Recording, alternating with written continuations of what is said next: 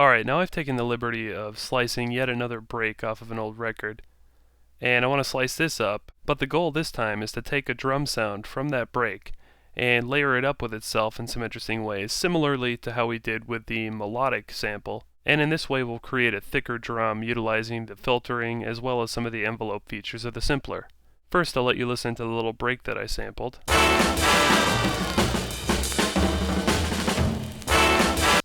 So it's clearly the end of a little horn solo that moves into a small drum break before moving on to the next section of a song. I want to isolate one of these drum hits and then we'll work with it. So for now I'm just going to take this play position head and I'm going to scan through the sample until I find a good drum hit that I think I can work with.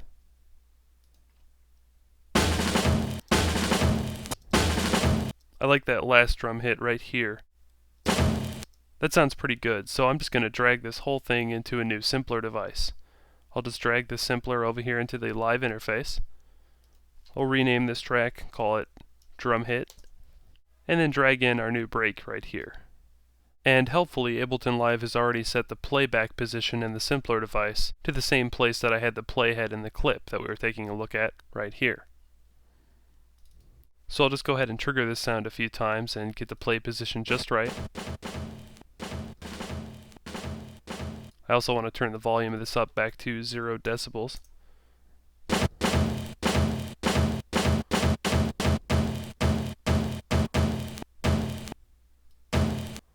And I'll drag the end position a little bit forward to cut off that little click.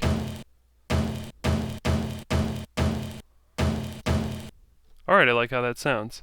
Now that we've isolated our basic drum hit sound and the break that we sampled, it's time to drag this into a drum rack. I'll go ahead and just drag this into the break 1 drum rack for simplicity. So I'll just drag the sampler up here, hover it over the break 1 track's name until the view changes, and then drop it here. And there we go. Now if I just click on this chain, you can see that we have our simpler loaded up and ready to go. Now my plan, of course, is to layer this sound on top of itself, and then tweak each of the layers so that it creates a much bigger drum than the one we started with. So I'm just going to create a copy of this sample, drag it over, and then hold down Command and drag it back on there to create a multi. And as you can see, a new drum rack has been created, which is exactly what happened when we sliced the melodic sample. And over here we have our 2 chains. I'll just open up the macro knob view on this new drum rack. Let's take a look at both of these simpler devices and see what we have so far. Alright, so basically all we have right now is the same sound doubled up. I really like the high end of the sound, but I'm not so hot about the low end. I'd like the low end to sound a little more contemporary and a little thicker. So what I'm going to do is treat both of these layers differently. One layer will be the high end sound, and then the other layer I'm going to manipulate into a new low end for the drum.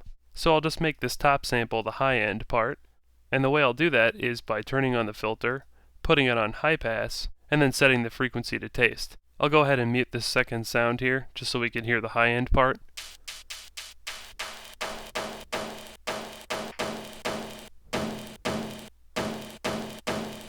I think that sounds just about right. Now I'm going to come down here and turn this low end sound back on. I'll turn the filter on and low pass frequency this one.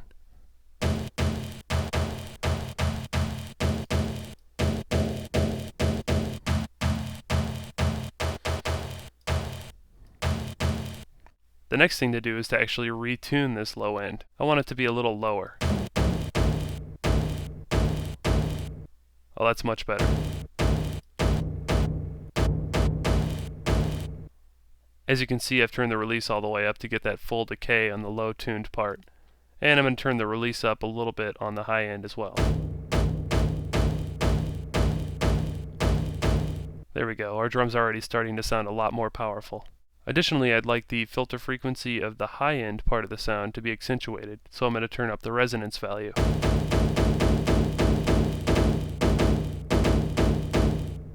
Next, I want to tell you about the importance of using the envelopes to get a thick attack phase on your drums.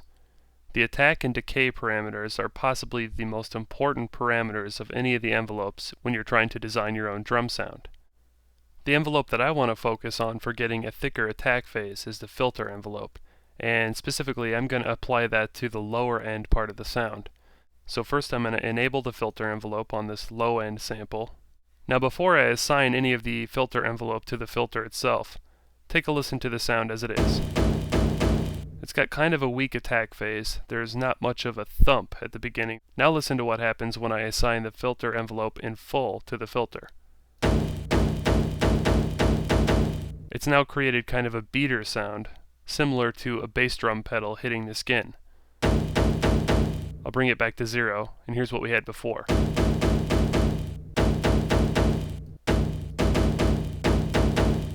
Now you can accentuate this effect even further by setting your attack and decay parameters while you play the sound back.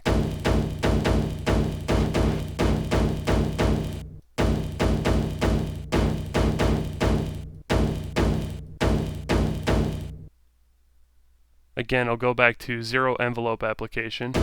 Here's what we started with, and here's what we ended up with. It's a very subtle difference, but it's an extremely important part of beefing up your drums.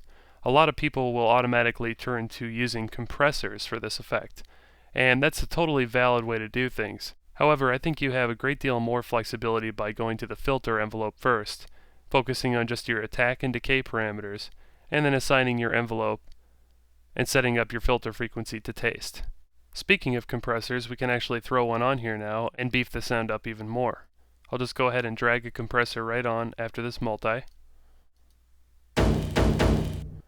Now the first thing I'll do is bring the threshold way down, say about halfway down. This is a pretty low threshold, so there will be a lot of compression on this. Now, as it stands, it's just going to make the drum sound a lot louder. So I'm going to bring the output volume down a little bit. Now let's compare it with and without a compressor.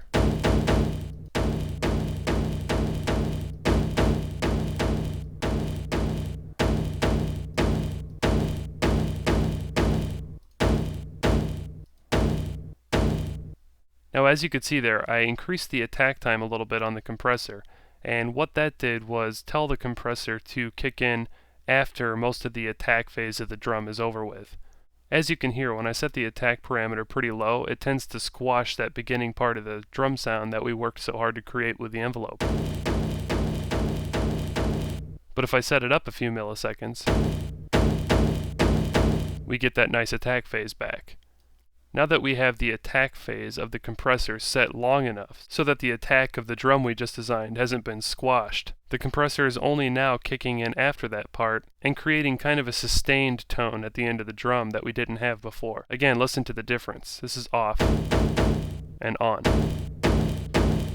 So in that way you can get a little bit of extra oomph out of the release phase of your drum simply by setting up a compressor, setting a fairly long attack so as not to squish the beginning part of the drum sound, having a lower release, and then setting your threshold way down. So that what you're essentially doing is taking everything after the attack of the drum and extending it out and making it sound a little bigger. So just to recap this basic drum design tutorial, all we've done is taken one drum hit out of a longer break that we sampled in. We then dropped that sound onto a drum rack, duplicated it, and then made a multi out of the two copies. We came back over and we detuned one of the copies a few semitones down to make a thicker low end. And then we also filtered out the existing low end from the other sample, instead letting it just represent the high end of the drum. So for organization's sake, you could always just rename these chains. This could be high end, and then this could be low end. Again, always keep in mind that there's only a limited amount of energy in the mix that you're creating. If you try to mix together too many sounds that are occupying the same frequency spectrum, you're going to run the risk of having a lot of wasted energy that you could have dedicated somewhere else. And for that reason, it's always a good idea to filter out unnecessary frequencies in each of your layers. This is one of the most common problems that I see with beginning producers on forums. They simply think that layering a bunch of drums together is going to give them something that sounds great. Almost always what happens is that they end up with a muddy, indistinguishable mess.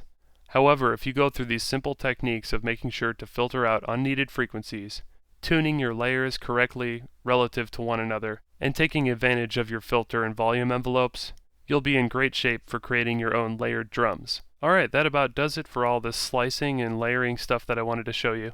In the next video, I'm going to show you how to employ basic resampling in Ableton Live to take all of the hard work that you've got going in this relatively complex arrangement of things and dump it all down into one simple audio clip so that you can go back through this inspiring process again, rechopping and rearranging what you've done.